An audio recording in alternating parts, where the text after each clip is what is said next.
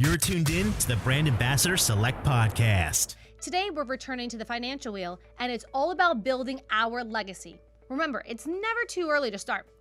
Now, the question I always have is, how do I financially plan my life when I can't plan life? You know what I mean? Life happens, and right now, especially, we're living a life that not one of us could have even imagined. So the truth is like, I'm really trying to start my financial future, build my legacy, for my kids, my great-grandkids, everybody down the line. Well, I'm trying at least, and I could really use some assistance, and that's exactly where our guest comes in today. So she knows exactly how to help us, and she's gonna help you too.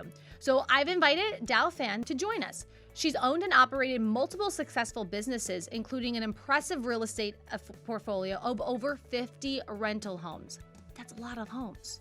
I would love to go vacation in any of them. However, her core passion is her financial practice that focuses on legacy planning. With over 30 licensed agents across the country, Matrix Consulting Group Services specializes in individual and corporate finances. A little FYI, friends, Dao Phan got into the financial industry in her early 20s as one of the youngest successful females. Now, let's get started talking about our future, our legacy. Dao Phan, welcome to the show. Hi, how are you? Good. How are you doing? You holding up well with everything going on these days? So far, so good. Outside, just getting a lot of order entities. We're good to go. So can you tell us a little bit about your practice and kind of explain what legacy planning is? Because I know it's definitely not the same as financial planning. Sure, that's a great question. Thank you. Financial planning in general, when you think about it, it's really assessing a person's current financial goals, including a review of their investment or insurance accounts, and hopefully with wise recommendation is about making the right decisions so that they can turn what they have today into a greater financial freedom that will address their future goals. Legacy planning includes all the above that I just mentioned, but it also planned for multi-generations to create an estate no matter your income level. That's a kind of a little bit personal touch for me. Being an immigrant, and we were not part of the establishment of the top 5%. And watching how my mom struggles truly, inspired me to offer the proper planning for so many Middle Americans today, especially during this period of time. So in order to achieve such goals, we look into advanced tax planning, especially incorporating some of the tax advantage strategies, especially addressing some, as many financial blind spots, what I call it, as possible. You don't be welcome. Remember, you don't have to be wealthy to achieve such goals. At the end of the day, you can also, our goals pretty much, like I said earlier, we were that, 95%ers. So the top 5% have a team of experts that's, put them in the proper roadmap. But what about the rest of the American families today? The COVID really kind of spelled out, peeling off the surface of what's going on. Definitely. So would you say that your being an immigrant and your mom and all that other stuff really inspired you to implement legacy planning to, like you said, the mass 95% of American families that really aren't that 5% that know absolutely everything and anything? Exactly. My mom left Vietnam being a single mom of 3. She left everything behind. And so you can imagine she was not that ideal client because she didn't have any, she was just trying to feed her children, giving them shelter. So that's, so part of the financial establishment, she's not the ideal client. I stumbled across this financial services industry at the age of 19 by accident because I wanted to learn about how money works. By accident? By accident, yes. Okay, look at you now, girlfriend. Well, I wanted to get an internship back I attended Hofstra University, first year internship. It says, well, why wait to the 3rd and 4th year? That's such a waste of time. Going to a career fair, and they said, well, we don't normally take first years. You got to come back in 3rd or 4th year. So they didn't take me first as an intern. And then at that time, one of the company was willing to give me a chance to get in the door on a part-time basis while I was going to go to school full-time and working 4 jobs. Wow. Okay. Did you sleep? Not really. I was known not having too much sleep, and the girl that ate into, I think, between every classes, I was snacking away. I didn't have time for breakfast, lunch, or Hey, dinner. I think it all paid off, right? You gotta pay your dues upfront or later. Now, your services have really helped all American families be aware of those blind spots that you were just talking about. Can you give me a few examples of what like blind spots can actually be?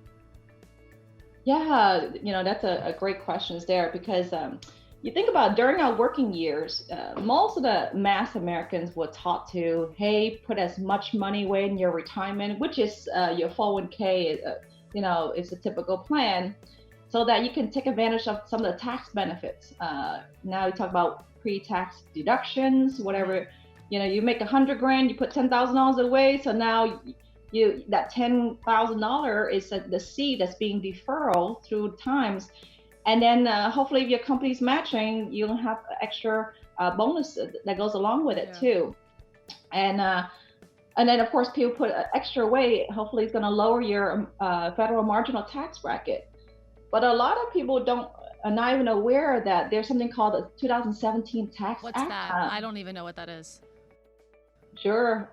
The 2017 Tax Act basically is letting the consumer know that your current tax rate right now, which is between 10 to 37%, which is the highest.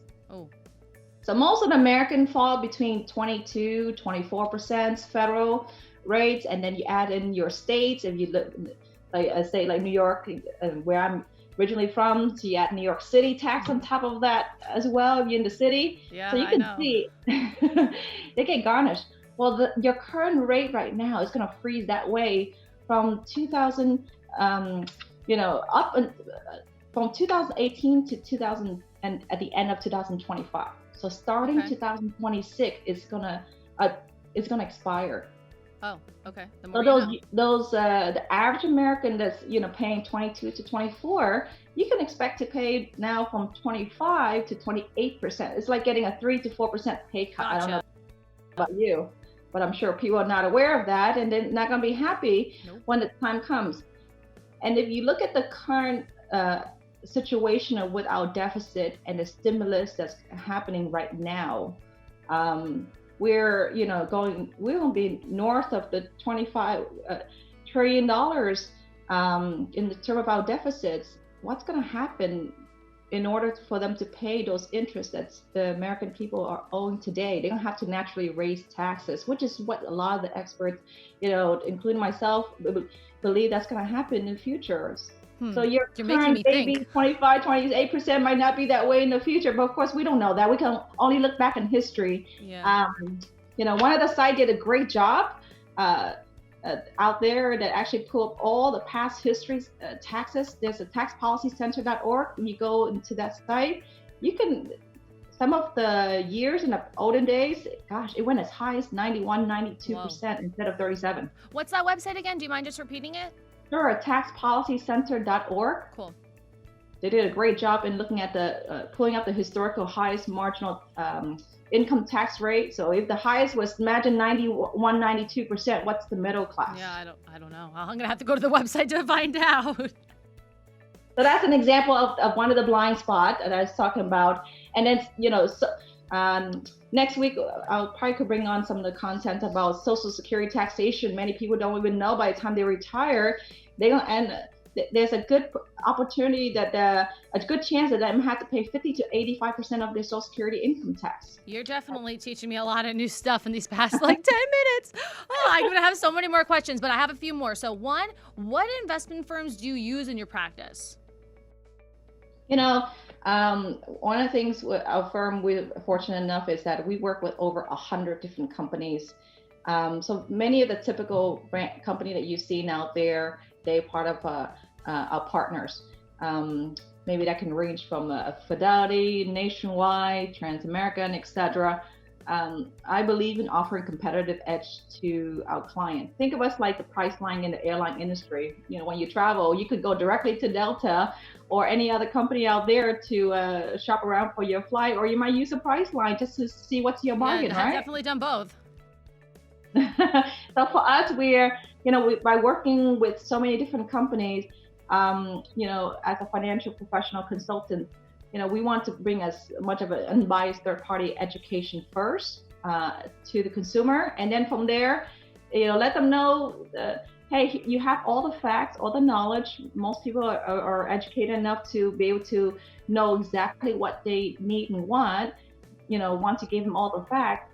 And we help orchestrate the paperwork for them as far as the setup and ongoing services. Most importantly is that we don't charge the client our consultation fee from the educational process to the implementation. We bill and charge our provider the fees. It's no different from a Fidelity doing a $500 million Super Bowl commercial, right? It sounds like a win-win for both sides, to be honest. It is. So that's really why we enjoy it. We believe knowledge should be free to all. Why do you need to only reserve for the top 5? Again, it's a kind of personal note for me. So, I want to bring that information to the mass consumer, the top 5 and the rest of the 95%. Of course. And really quickly, what other services does Matrix provide? So with our firm, we provide pretty much everything from,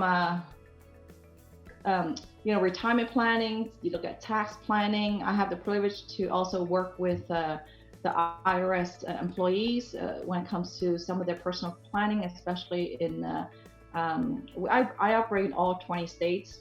My practice is webinar on demand planning. We incorporate that in the last 5 to 7 years. So for us, it was business as usual. As a matter of fact, we are booming and growing, where most of the financial establishments, they're having a hard time because it's traditionally face-to-face. Yeah. And of course, insurance, long-term care, estate planning, overall legacy planning is really multi-generations. I think that's the grasp that I got really from this, is just really planting my seed for not my kids, not my grandkids, but 4 or 5 generations down the line. If we do the work now, the rest of our family could really prosper from it, right? Exactly. Think about it. If your grandparent, or great grandparent had left when they passed away, and someone had guided them along the way with the same knowledge and information as a top 5%er, and they left a couple $1 million behind just to start the seed for you. Where would you be today in that arena, giving a little head? I don't know. I may not even be with you if that was the case. Well, there you go. I guess it's my now. Well, after this conversation, I really feel very confident in the direction that I'll be taking my finances in. So thank you very much.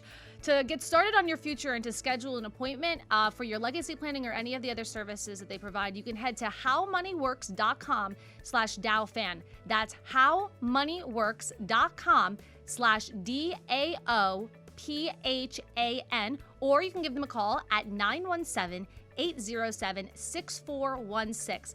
Dao Phan, thank you so much for joining us, and I'm so excited to have you back for another show.